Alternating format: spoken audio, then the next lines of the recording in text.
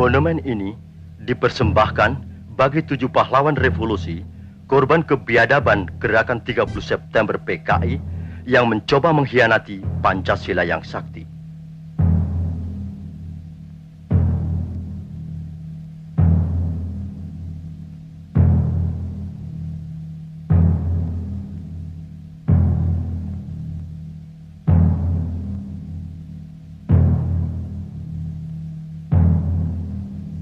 Cita-cita perjuangan kami untuk menegakkan kemurnian Pancasila tidak mungkin dipatahkan hanya dengan mengubur kami dalam sumur ini. Lubang Buaya, 1 Oktober 1965.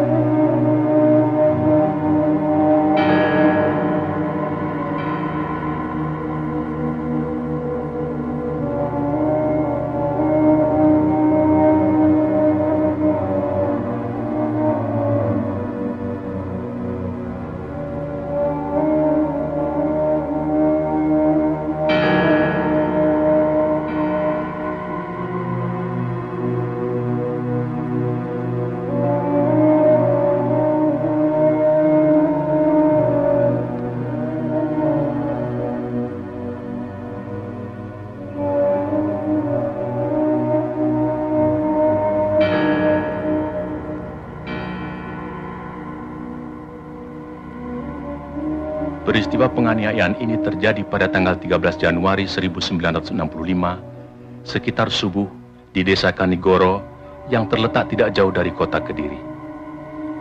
Ribuan orang-orang PKI menyerbu tempat training center pelajar Islam Indonesia. Kecuali melakukan pemukulan terhadap seorang kiai dan beberapa orang guru, mereka menginjak-injak kitab suci Al-Quran. 2 hari kemudian, pada tanggal 15 Januari 1965, di suatu desa juga di Kediri, ribuan orang-orang PKI menyerang petani Sudarno dengan dalih sengketa sawah. Kepala desa yang mencoba meleraikan dan menengahi tidak luput pula dari pengeroyokan dan penganiayaan. Pada tahun yang sama, di Sumatera Utara, terjadi aksi sepihak PKI yang dikenal sebagai peristiwa Bandar Betsi. Peristiwa ini merupakan sengketa tanah milik negara dengan kaum tani yang menggarap secara tidak sah, dan sebenarnya persoalannya telah diselesaikan secara baik. Tetapi kaum tani kemudian dihasut oleh orang-orang BTI PKI untuk menduduki kembali tanah itu secara sepihak melawan pemerintah. Dalam peristiwa ini seorang petugas Peltu Sujono tewas karena dikeroyok dan dianiaya. Aksi-aksi sepihak yang didalangi PKI ini juga terjadi di Indramayu, Boyolali, Klaten, dan berbagai tempat lainnya di Indonesia. Sementara itu, sebenarnya, pada bulan Desember 1964, terungkap adanya dokumen tentang rencana perebutan kekuasaan yang akan dilakukan oleh PKI. Namun oleh PKI dokumen itu dikatakan palsu dan malah menuduh balik bahwa fitnah itu sengaja disebarkan oleh lawan politiknya, yaitu Partai Murba yang Trotskist, dalam hal ini Khairul Saleh dan Sukarni. Juga dokumen yang semacam pernah tersiar menjelang pemberontakan PKI Madiun tahun 1948 yang juga disanggahnya namun kemudian terbukti benar.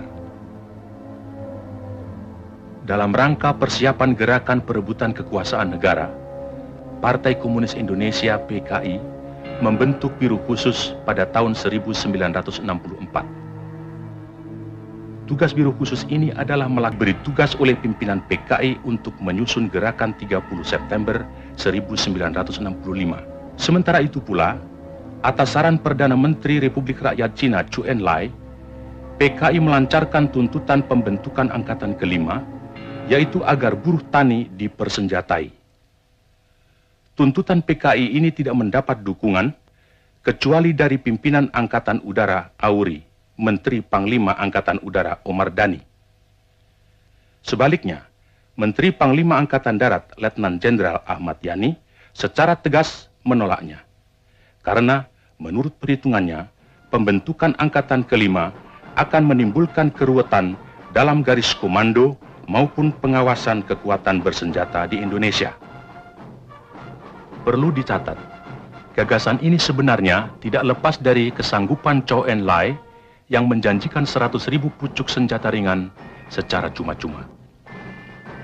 Dalam kenyataannya kemudian, meskipun pembentukan angkatan kelima tidak terwujud, namun pemberian senjata dari RRC ini tidak terlepas dari penyusunan kekuatan bersenjata yang digunakan oleh PKI dalam gerakan 30 September 1965.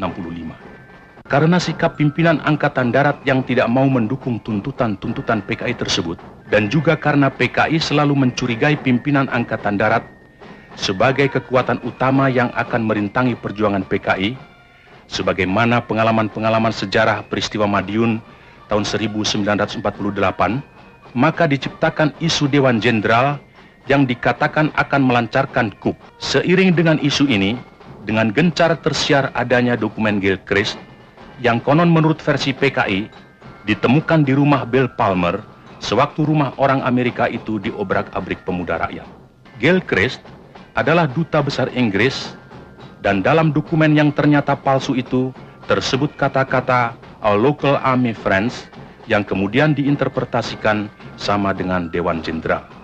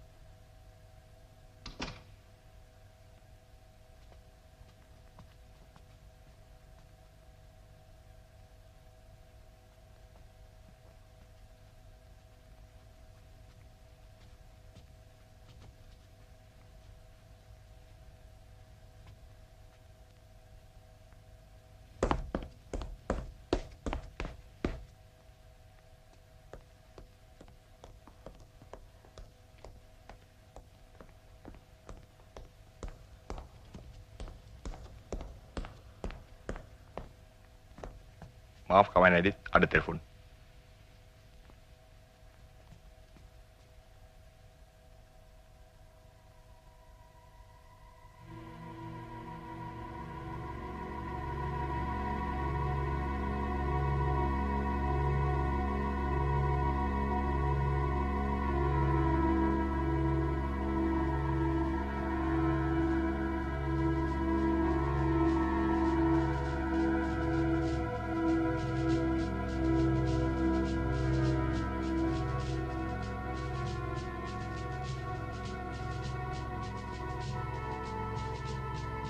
Bagaimana, Profesor Hu?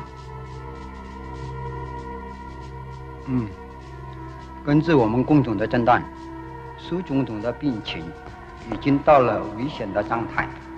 当然，这并不是说完全没有复原的希望，只是有2种可能性是对总统的议题极端不利，那就是若不产生瘫痪嘛，便是死亡。 Menurut Profesor Hu, keadaan kesehatan Paduka Yang Mulia Bung Karno cukup kritis. Tentu saja bukan berarti tidak ada kemungkinan sembuh. Tapi 2 kemungkinan yang terburuk akan bisa menimpa Paduka, yaitu kemungkinan lumpuh atau meninggal.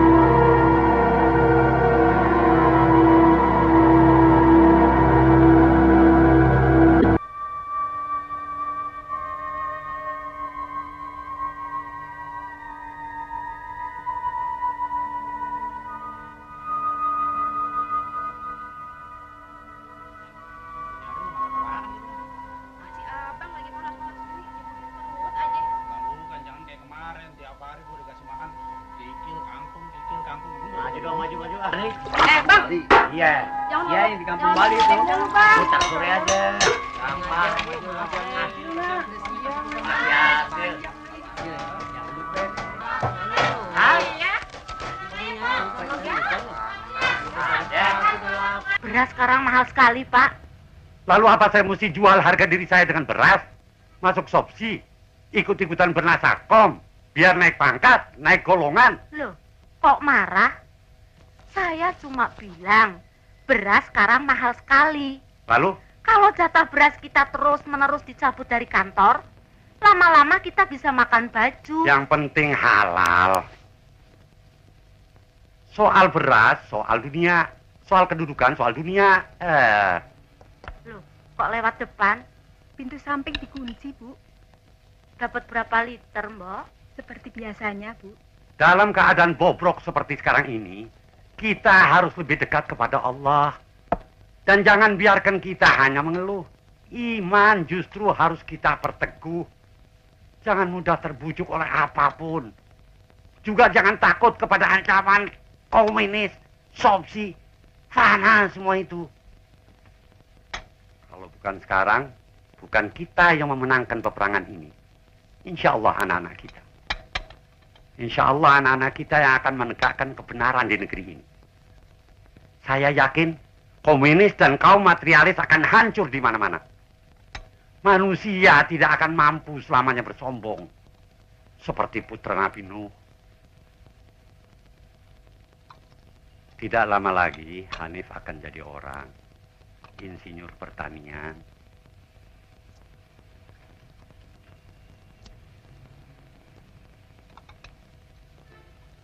Insya Allah dia akan menjadi salah seorang di antara pemuda-pemuda yang akan membangun negeri ini dalam keimanan.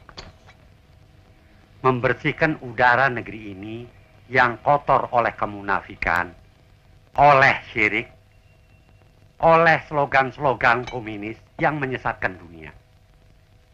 Astagfirullahaladzim. Jangan berasa. Lo mau ngapain? Lo mau ngapain? Jangan ribut. Satu-satu. Ya.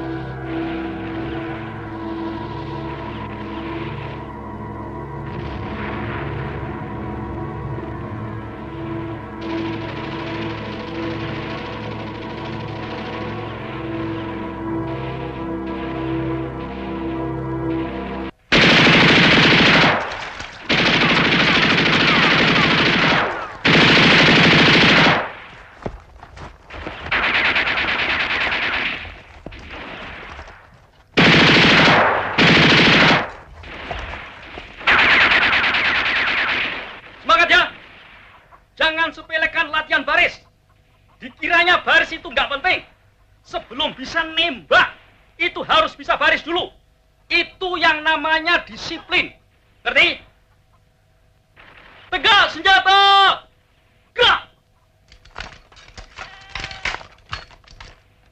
Masih juga salah. Lah wong baris aja nggak becus loh. Lah kok mau nggak nyanyikulin? Goblok! Jangan kelamun. Udah senjata! Gerak! Hadap kanan! Gerak!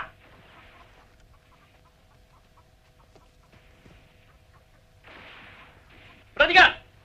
Maju! Jalan! 1, 2.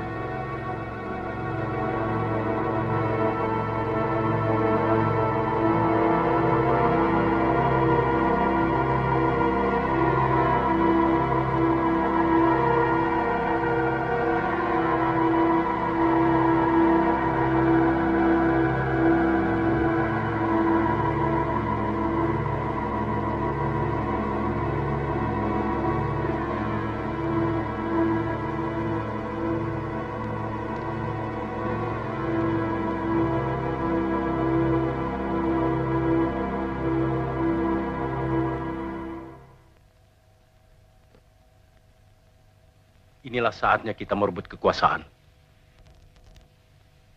Kita harus lebih cepat. Kita harus mendahului. Jangan didahului.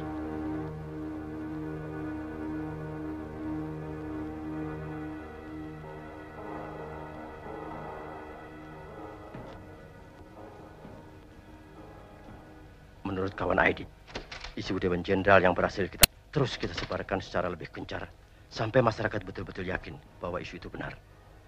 Sementara itu kita harus terus mendesak Bung Karno untuk membungkam lawan-lawan kita. Pokoknya pers harus mutlak kita kuasai. Kawan Sam, sekarang kita sedang memasuki tahap yang paling menentukan dan sangat gawat dalam sejarah perjuangan partai. Jangan harap jenderal-jenderal kapitalis itu akan membiarkan kita atau partai hidup begitu Bung Karno kehilangan kekuasaannya. Setelah 5 Oktober nanti, berapa lama lagi, Sam? Kurang 2 bulan lagi. Angkatan Darat pasti akan mengganyang semua kekuatan progresif revolusioner sampai tuntas habis.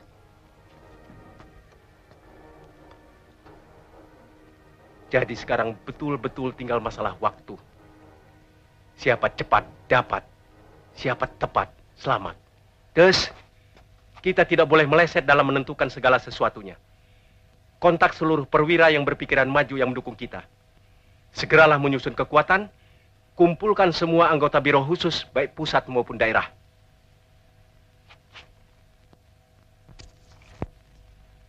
Saya optimis.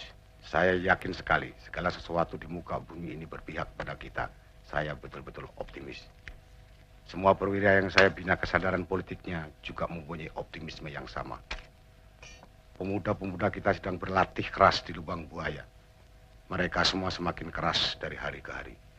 Juga mereka semakin kuat dari waktu ke waktu. seperti ajal bagi Nekolim dengan antek-anteknya.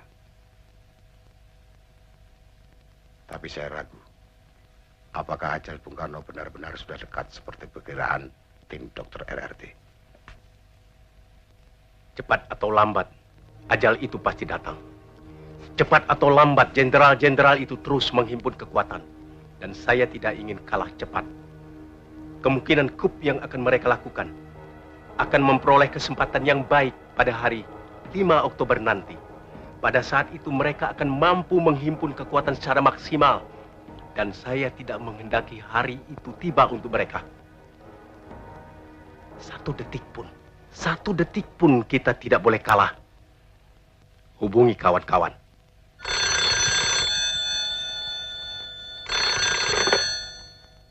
Halo, Untung di sini.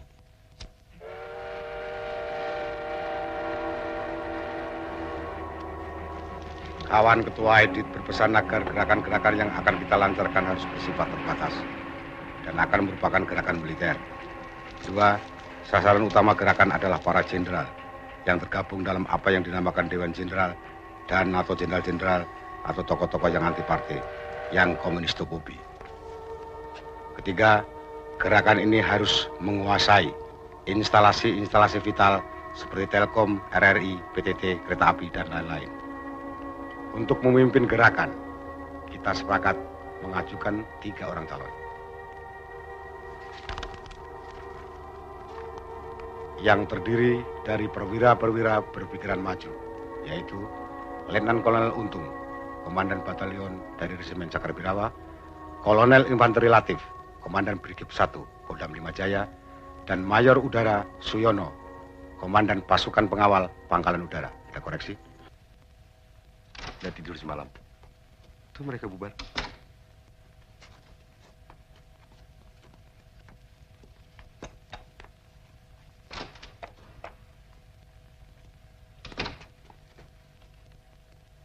Jadi kawan Sam?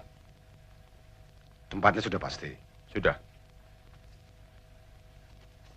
Dari kawan Aidit tidak ada pesan? Tidak ada.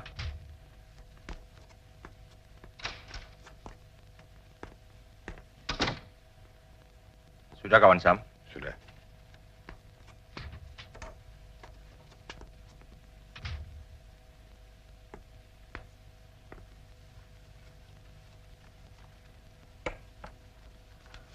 Sebelum Ketua Edit berkomentar, saya ingin kawan Sam lebih dulu menilai karya saya ini.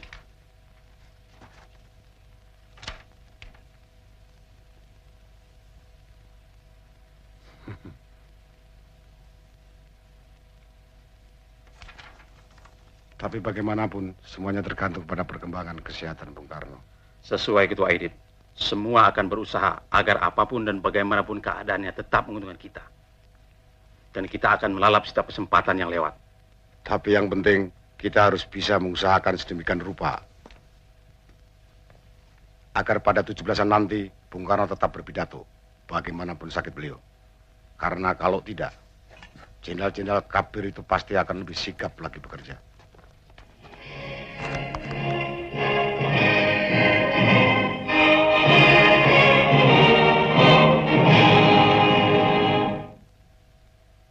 Selanjutnya, Paduka Yang Mulia Presiden, pemimpin besar revolusi, Bung Karno, akan memberikan amanat. Hidup Bung Karno!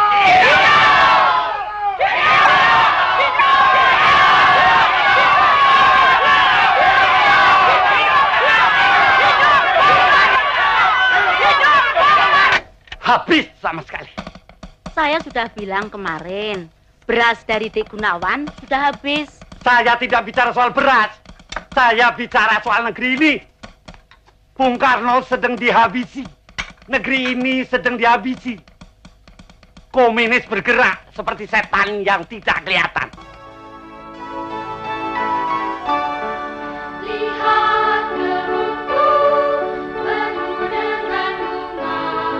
Ada yang putih dan ada yang merah. 1, 2, 3.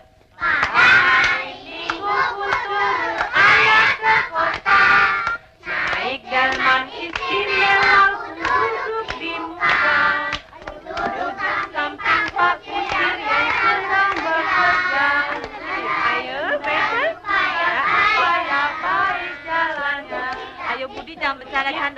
nyanyi.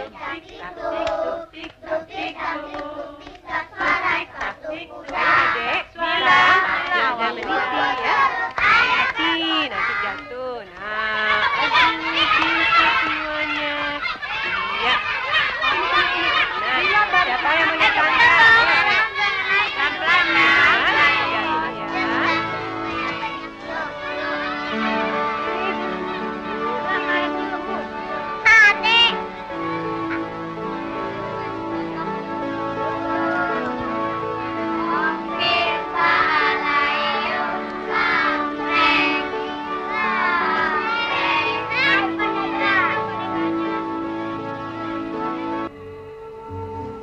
Sebelum saya menanggapi satu persatu mengenai apa yang dikemukakan oleh ketua secara gamblang, saya ingin mendapatkan penjelasan dari ketua. Bukan berarti saya meragukan mengenai Dewan Jenderal. Dari mana ketua mendapat info mengenai hal itu? Terus terang saya harus mengemukakan kekhawatiran saya demi perjuangan dan masa depan partai. Bukan tidak mungkin isu itu sengaja diciptakan lawan kita sendiri dengan tujuan memancing-mancing kita sehingga kita dipaksa konfrontasi secara terbuka. Sebelum membahas hal lain, saya minta ketua menguraikan isu Dewan Jenderal secara terperinci. Terima kasih.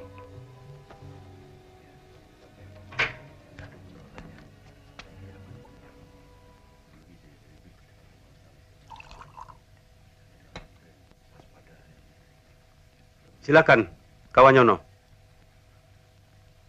Untuk sementara pertanyaan saya sama seperti yang dikemukakan kawan Sakirman. Kalau begitu barangkali kawan Sanusi masih punya pertanyaan. Silakan. Terima kasih. Untuk menyingkat waktu, saya hanya akan memukakan pertanyaan-pertanyaan pokoknya saja. Pertanyaan pertama, sama dengan pertanyaan kawan Insinyur Sakirman, yaitu mengenai info Dewan Jenderal. Apakah sumbernya dapat dipercaya? Dan yang lebih penting, apakah hal itu sudah dicek kebenarannya? Pertanyaan kedua, apakah hal yang serius serta menyangkut masa depan partai ini sudah pernah dibicarakan dalam rapat Dewan Harian Politbiro dan bagaimana pertimbangannya?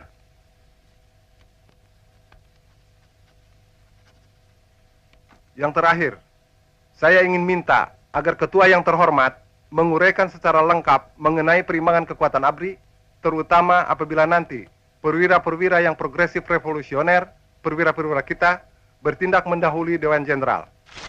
Ini betul-betul menyangkut nasib dan masa depan partai. Terima kasih.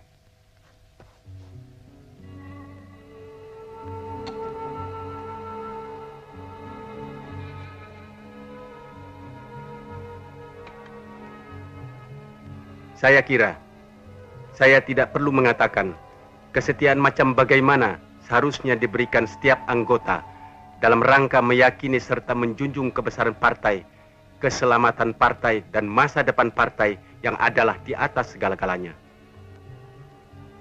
Dan saya kira tidak. Saya yakin semua yang hadir di sini pasti memahami bahwa ada saat-saat berpikir, ada saat-saat berbicara, dan ada saat-saat bertindak. Hari ini, saya harus mengatakan bahwa hari-hari besok adalah hari-hari tindakan.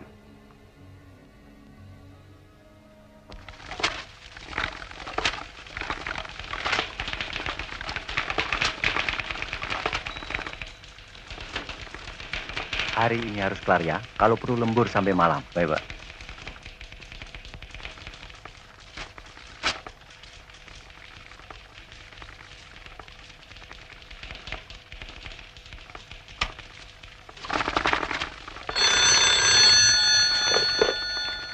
Sudah tentu sumber info Dewan Jenderal tidak hanya satu. Tapi saya kira Badan Pusat Intelijen BPI harus dapat dipercaya. Sebab kalau tidak berarti kita tidak punya lagi badan yang bisa dipercaya. Laporan mengenai hal ini saya terima dari kepala stafnya, yaitu Brigjen Polisi Sutarto. Pengecekan sudah tentu akan dilakukan langsung kepada kepalanya, yakni Subandrio. Dan dalam rangka tukar-menukar informasi, pihak PNI Alisastro Amijoyo juga sudah saya beritahu.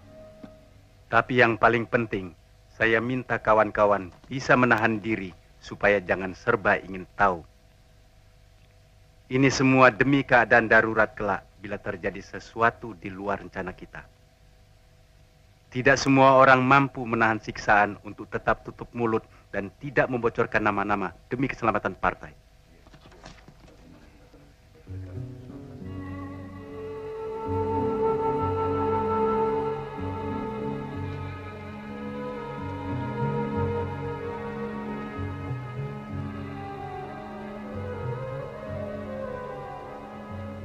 Karena itu saya tidak berani menyebutkan nama-nama perwira yang berpikiran maju atau penjelasan detail lainnya sehubungan dengan pertanyaan yang terakhir.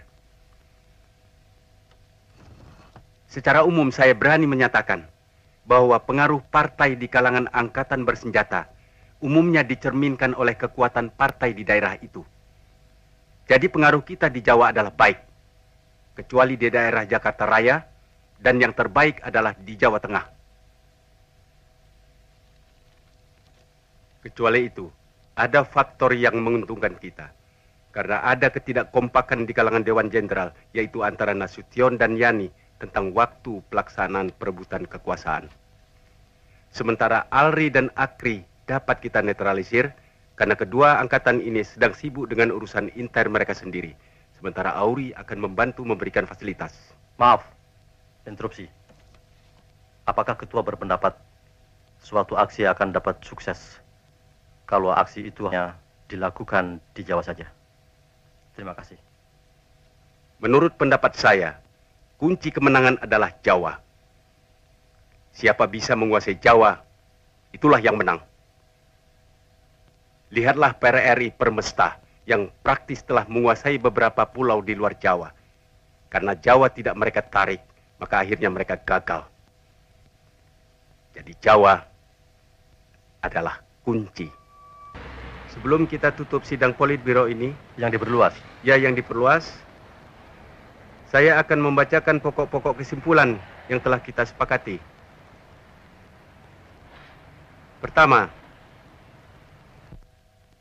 sidang sepakat terhadap kemungkinan kup Dewan Jenderal, lebih baik kita mengadakan aksi mendahului dalam bentuk operasi militer, serta membentuk Dewan Revolusi guna mengganti Kabinet Wikora. Kedua, menetapkan pembagian kerja sebagai berikut. A. Soal-soal yang berhubungan dengan operasi militer, termasuk penentuan hari H dan jam D-nya, diserahkan kepada ketua.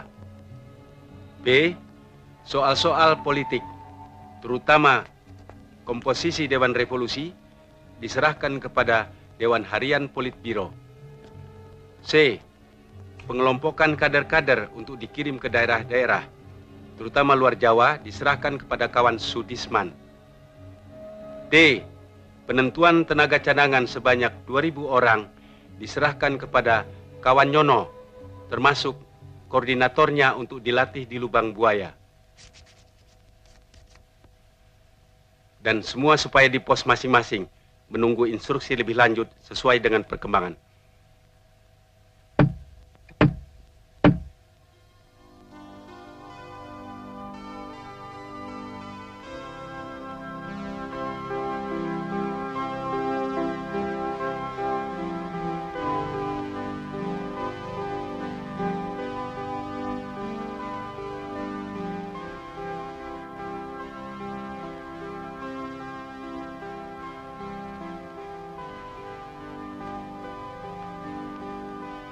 Sudah sama seperti ayah? Sudah sama. Ini sama. Ini juga sama. Dasi juga. Ya, semua sama. Tapi Ade tidak punya bintang-bintang seperti ayah.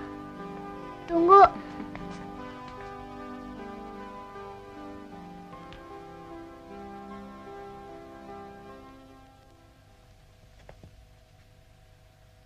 Aduh, anak mama bukan main. Sudah, cakep. Tuh, nggak ada. Apanya nggak ada, Via? Ade mau bintang di dada. Oh, mesti berjuang dulu, baru boleh dapat bintang. Tapi boleh Via buatkan besok kalau Adek lebih pintar berhitung. Ayah pulang tuh.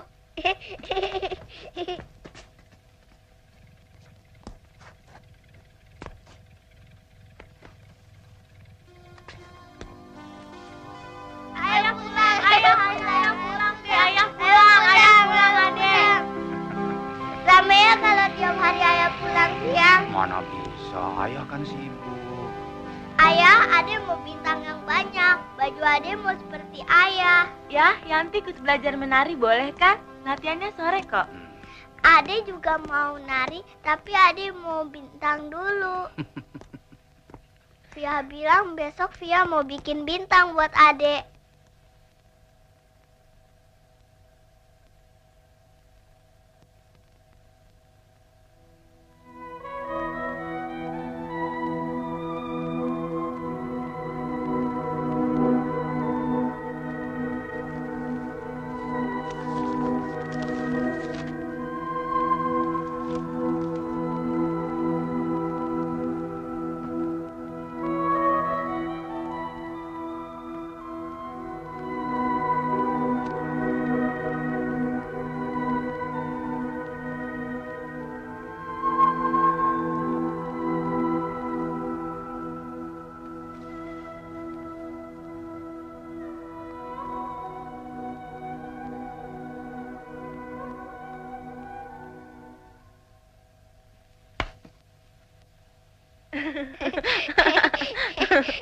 Kompir bisa baca surat dalam gelap. Oh.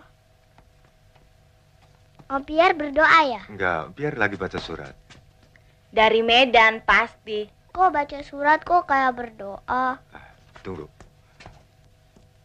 Sekarang tutup mulut dulu ya. Sampai selesai baca surat. Tapi yang untuk tutup mulut tidak ada. Paling bisa. Emang yang buat tutup mulut apa coba? Jari? Oh, nggak ada. Tuh terbuka. Nih. Terima kasih. Terima kasih. Terima kasih.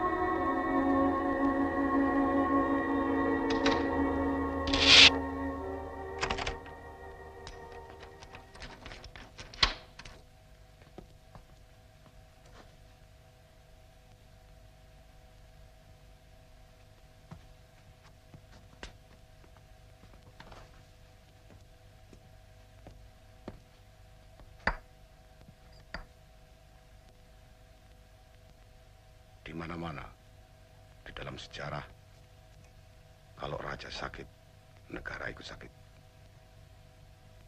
Malam ini saya ingin menyampaikan berita yang cukup gawat mengenai adanya Dewan Jenderal yang akan melakukan suatu gerakan apabila Bung Karno wafat. Kawan-kawan dalam barisan para perwira yang progresif revolusioner terpanggil oleh suatu kewajiban suci. Mulai malam ini, siapa saja yang merasa sebagai perwira muda berpikiran maju harus saling merapatkan barisan.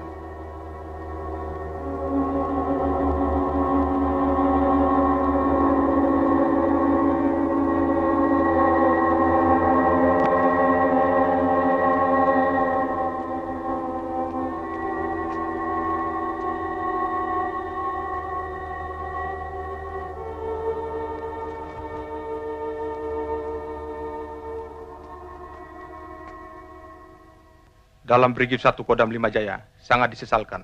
Tidak ada anggota pasukan yang saya ideologi. Tapi saya optimis mampu memanfaatkan pasukan saya demi gerakan ini. Pokoknya saya siap. Dalam pasukan Kesatuan Pengawal Pemimpin Besar Revolusi Bung Karno, Cakrabirawa ada 2 kompi yang saya ideologi. Selain itu, saya berani menjamin bahwa pasukan saya sepenuhnya akan dapat saya gerakkan.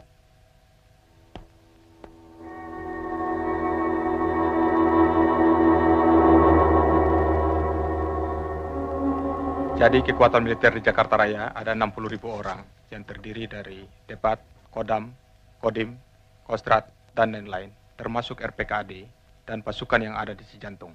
Artinya kita perlu mengimbangi kekuatan itu dengan menggerakkan massa yang progresif, revolusioner, di samping tambahan pasukan-pasukan yang kita bina dari Jawa Tengah dan Jawa Timur. Saya telah mendapat jaminan dari Mayor Sukirno bahwa pasukannya Batalion 454 akan dapat digunakan. Saya juga optimis mengenai Batalion 530. Lalu, untuk memimpin gerakan militer ini, siapa orangnya?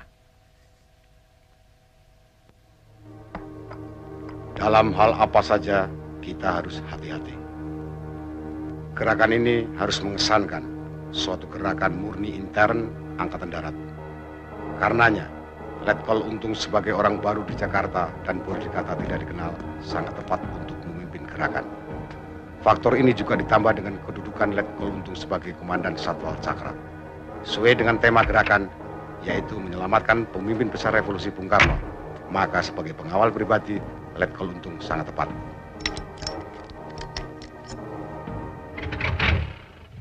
Telah memanggil sebagian besar anggota Kabinet Mikora serta membicarakan khusus dengan Waperdam 1 Menlu Dr. Subat, Waperdam 3 Khairul Saleh, Menko Hankam Jenderal Nasution, dan Menko Wakil Ketua MPRS DN Aidit.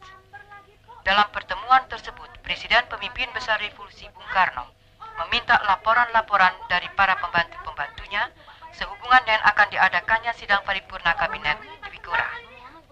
Sementara itu, Minggu malam 20 September yang lalu, Waperdam 1 Menteri Luar Negeri Dr. Subandrio dalam sambutannya pada resepsi pembukaan Kongres Nasional ke-6 Serikat Buruh Perkebunan Republik Indonesia, Sarbupri, SOPSI, di Gedung Pemuda, menegaskan dalam masa pelaksanaan ideologi sekarang ini, sudah waktunya bagi kita semua untuk memberantas kaum kapitalis birokrat, dinasti ekonomi, pencoleng kekayaan negara, dan kaum koruptor.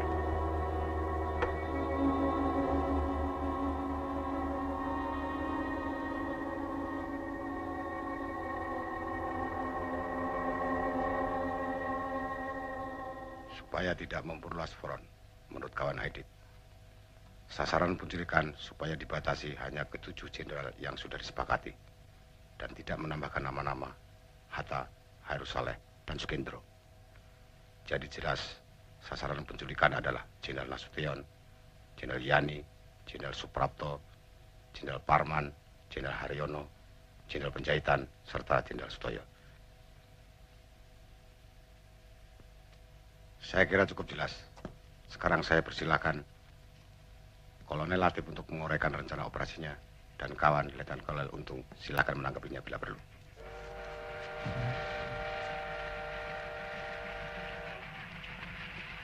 Letnan Kolonel Untung yang nanti akan mengetuai gerakan ini, silakan mengoreksi.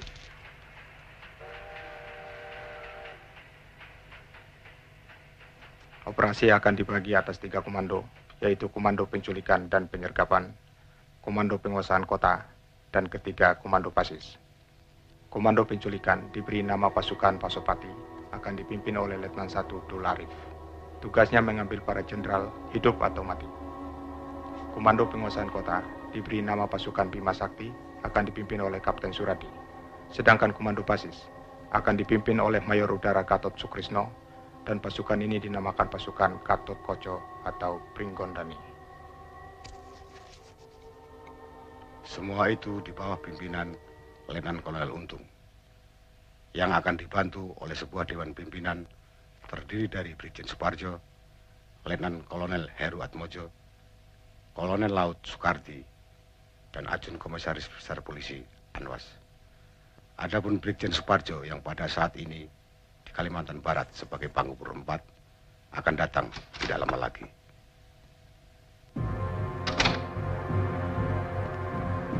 Silahkan teruskan, Kolonel Latif.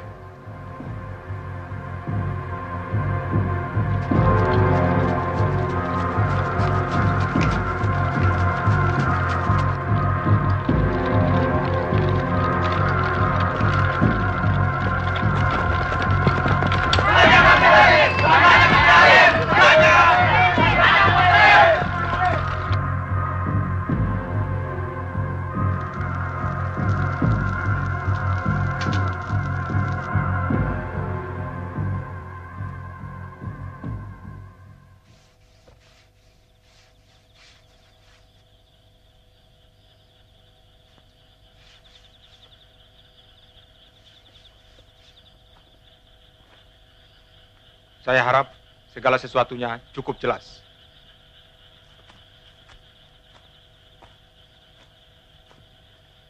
Kapten Suradi tidak ada pertanyaan? Jelas, Kolonel. Mayor Gatot? Untuk sementara belum ada pertanyaan. Atau barangkali Letnan 1 Dolarif? Terima kasih, Kolonel. Cukup jelas. Baiklah. Kalau struktur organisasi sudah dianggap jelas, saya akan melanjutkan menguraikan segi-segi pelaksanaan teknis dari seluruh operasi ini.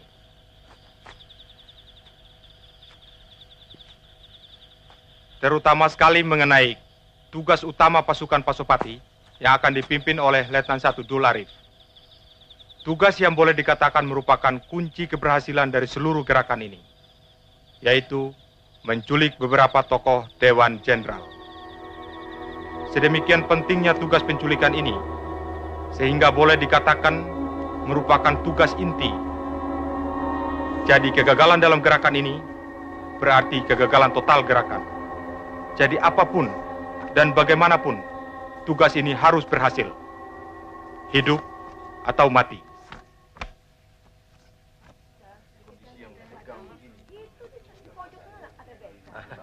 Permisi dulu, Mas.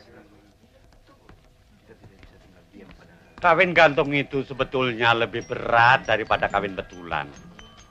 Kalian harus pandai-pandai menahan diri dari segala godaan.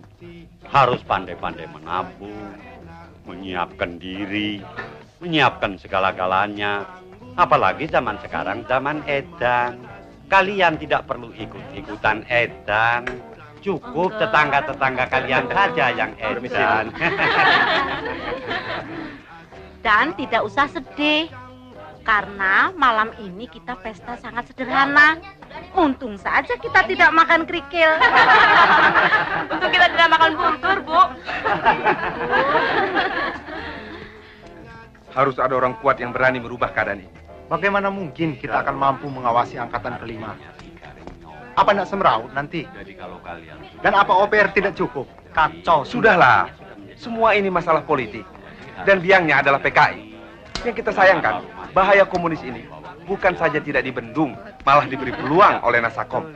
Contohnya sudah bikin lain, Mbak. Contohnya saya sendiri.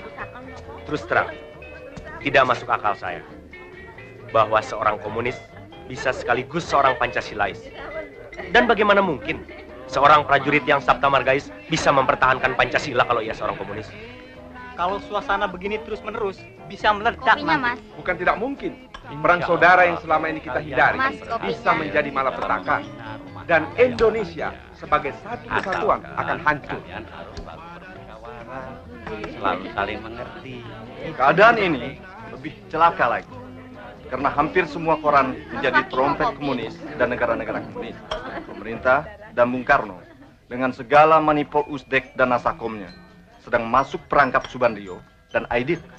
Sementara situasi ekonomi kita semakin menjadi kembang kempis dan semakin memberikan peluang bagi komunis.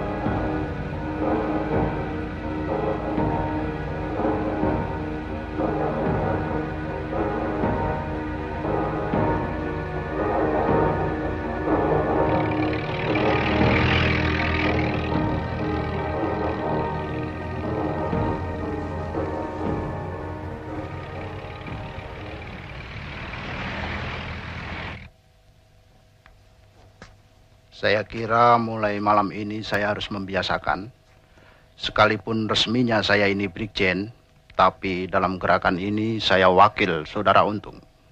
Perkenalkan saya Suparjo. Untung.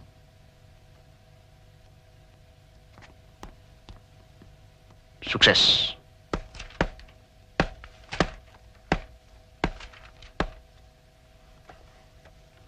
Saya minta maaf karena rapat terpaksa menunggu saya. Latihan upacara di Senayan agak larut baru selesai. Kalau begitu, lebih baik langsung saja dimulai rapat ini, mengingat waktu semakin mendesak. Pertemuan kita malam ini akan merupakan pertemuan kita terakhir di sini. Karena besok kita harus sudah siap di pos masing-masing di Lubang Buaya.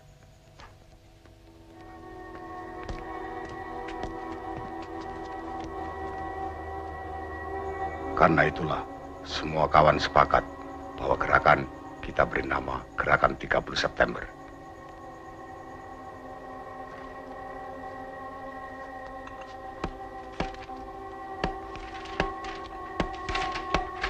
Hari H kita adalah 1 Oktober. Dan jam D kita jam 4 dini hari.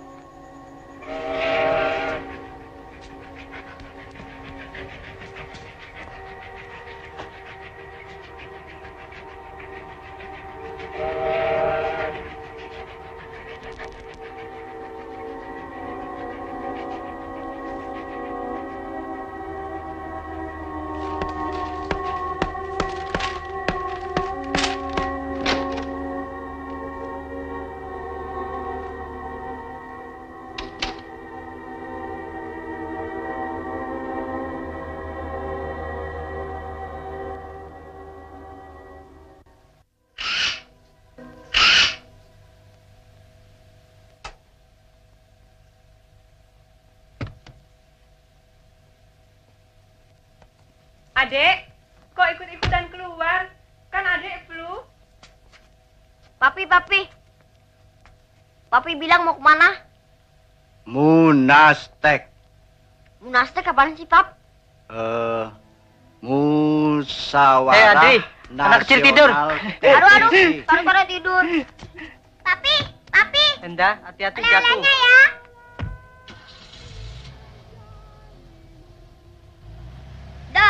Dah, Papi. Dah, Papi.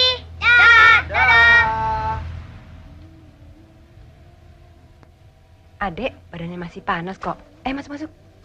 Adri?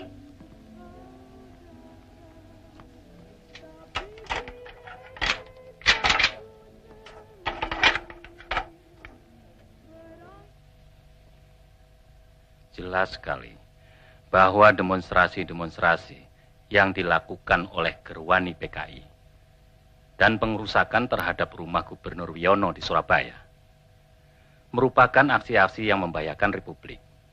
Dilihat secara keseluruhan, maka peristiwa-peristiwa yang terjadi di Jawa Timur dengan berbagai aksi sepihak oleh PTI PKI sudah hampir dapat dipastikan bahwa ada suatu gerakan yang sistematis sedang berjalan. Untuk semuanya ini, kami merasa perlu menghadapkan langsung Mayor Sugianto sendiri selaku saksi utama dalam peristiwa tanggal 27 September itu. Semua ini tidak bisa kita biarkan terus-menerus, sehingga keadaan makin bertambah kacau. Kami sungguh-sungguh sangat prihatin sekali. Masyarakat kelihatan semakin resah.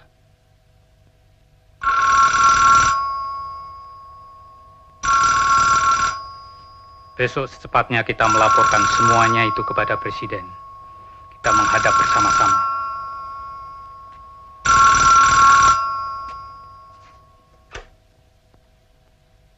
Ya, halo.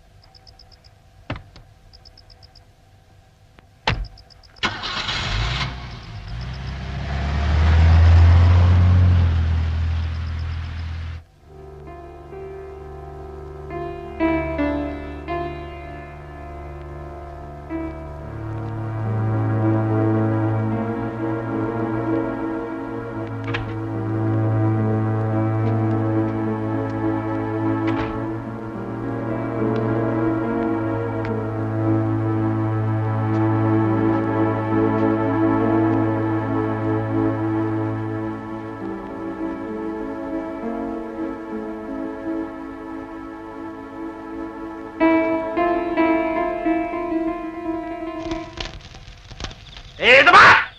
Serap! Serap! Pasukan! Siap! Pasukan! Siap! Tiga bulan! Gerak! Lari! Jalan!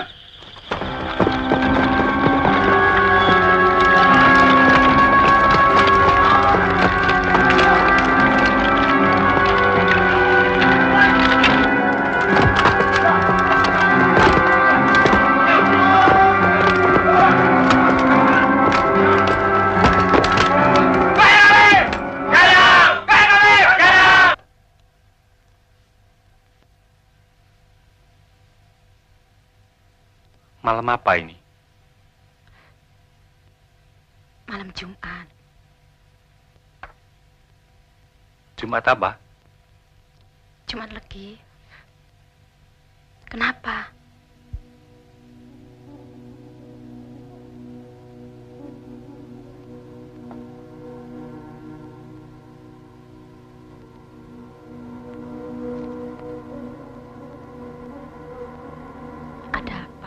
Enggak, lebih baik kita tidur.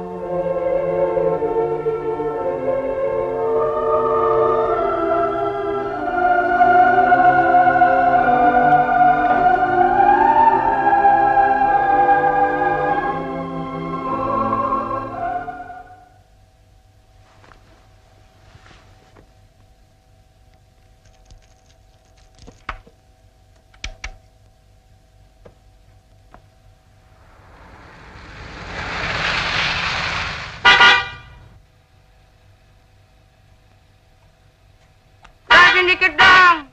Brengsek ya, Bi. Hus, Catherine. Abi sama bener sih.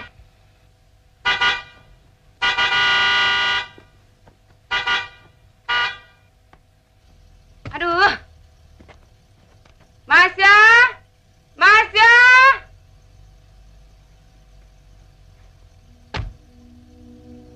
Kok fotonya ditaruh di sini toh, Pak? Iya, No. Biar kalau situ dandan selalu lihat saya.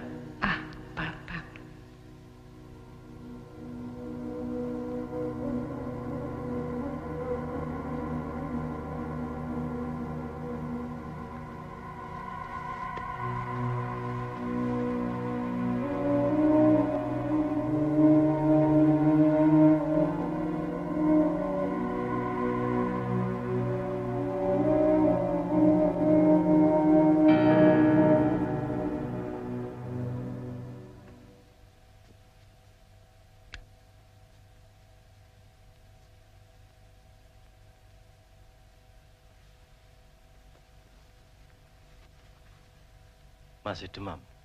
Sedikit. Tidurlah. Sudah minum obat. Syukur kalau begitu. Besok juga sembuh.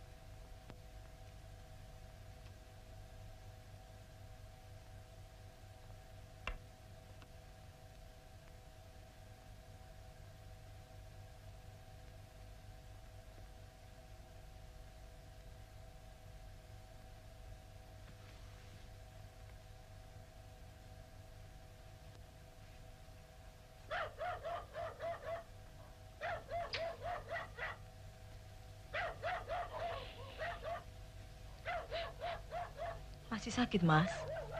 Kok malah nanya? Mau minta apa? Kalau masih sakit, buat tidur. Kok malah bekerja? Justru karena sakit ini ndak bisa tidur. Hisap cangklong saja ndak bisa. Tidurlah situ dulu.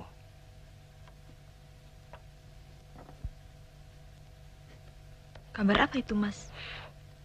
Rencana Museum Perjuangan di Jogja. Loh, kok kayak kuburan toh?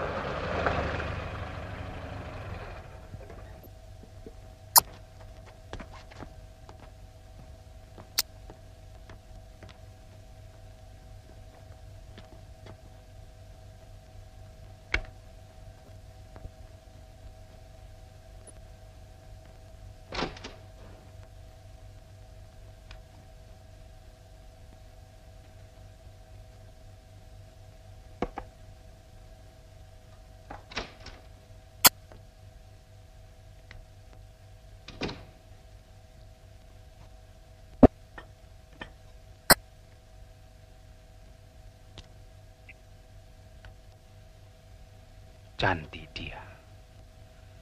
Dan pintar.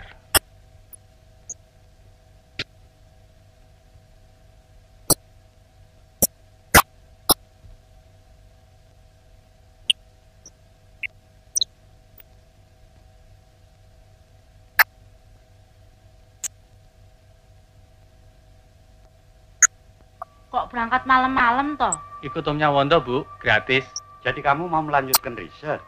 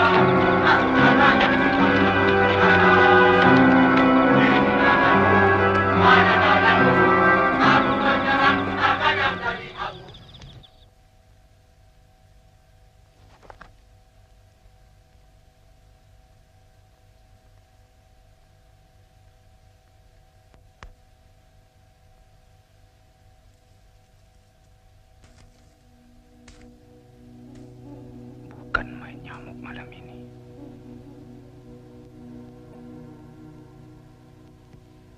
Hidup atau mati. Semuanya semacam kontrak. Mengenai markas gerakan, kita bagi menjadi dua, yaitu Sentral Komando 1, Senko 1 di Gedung Penas. Senko 2 di Komplek Halim di Rumah Sersan Udara Ani Suyatno. Kawan Aidit sebagai pemimpin tertinggi gerakan ini akan bermarkas di Senko 2 Halim. Sedangkan pimpinan pelaksana, termasuk saya selaku komandan gerakan militer, akan bermarkas di Senko 1 di Gedung Penas.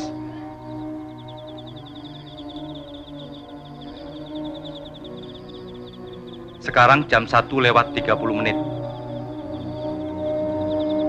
Jam D kita tetap jam 4 tepat. Dan jam D1 adalah jam 3 tepat.